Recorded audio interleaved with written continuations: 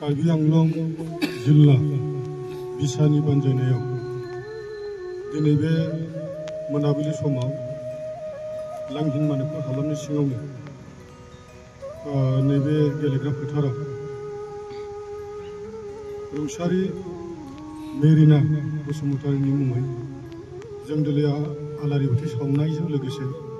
इसोरनाव जोङो आरज गाबनाय बे हाबाफारिखौ खालामनाय जादों। दा बे हाबाफारियावनो जोङो सावजेनगिरि हिसाबै जोंनि गेजेराव जोंहा बिसानि मानिजाथाव जोंनि बोसोनगिरि आदा मदाराम बसुमतारी गेदेमा,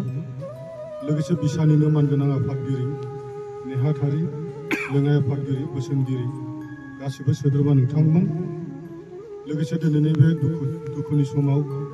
जोंनि गेजेराव नुजाथिफैनो हानाय जोंहा कार्बि आंलं जिल्ला आबादारि आफादनि मानगोनां गाहाय नेहाथारि, लोगोसे मानिकपुर आनसलिक हारिमु आफादनि मानगोनां आफादगिरि गेदेमाजों लोगोसे लांहिन मानिकपुर आनसलिक इउपिपिअनि मानगोनां आफादगिरि, लोगोसे गासैबो जोंनि बिसानि सोद्रोमा नोंथांमोन। दिनैनि बे साना जोंनि थाखाय जोबोद दुखुनांथाव आरो बे दुखु सानखौ जोङो फालिनायजों लोगोसे जाहा रुंसारि मेरिना बसुमतारीया जोंनि गेजेराव गैया, नाथाय जोङो आरज गाबदों बिथांनि हरखाब बेबायदि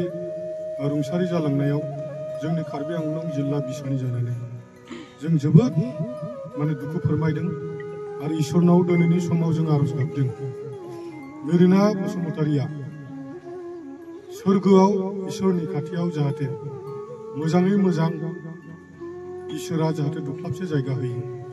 जों बेनि थाखाय गासिबो कार्बि आंलं जिल्ला बिसानि जानानै दिनै बे दुखुनि समाव आरज गाबदों गिबियाव। लोगोसे मेरिनाया सासे कार्बि आंलं जिल्लानि जाम्बुगुरि गामिनि बिथाङा बिनानावखौनो होननोसै आं दिनै।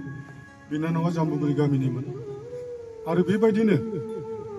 गोबां हारिमुजों लोब्बा थानानै जोंनि बिसाजों लोब्बा थानानै हारिमु सिबिनायाव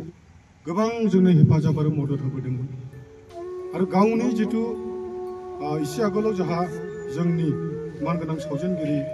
आदा मदाराम बसुमतारीया बुंनाय बायदि सावथुन मुलुगाव बेहा गोबां बिहोमा होलांदों। शर्ट मुभि खालामनाय, एलबाम खालामनाय, दा बेबायदिनो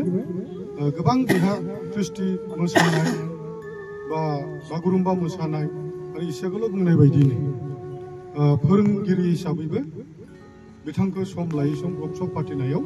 बेबायदि जों नुबोनो मोनदों। दा बेनिखायनो जोंनि गेजेराव दिनै बे बिनानावा जोंनि गेजेराव हरखाब बेबायदि बेरामजों नाख्रेबजानानै रुंसारि जानायाव जोंहा गोबां दुखु दाहा थाबाय। बेबायदि रोंगौथि गोनां साफा बा मेरिना बसुमतारीया जोंनि गेजेराव गोमानायाव जोंहा हारिमु आफाद बा जोंनि बिसानियाव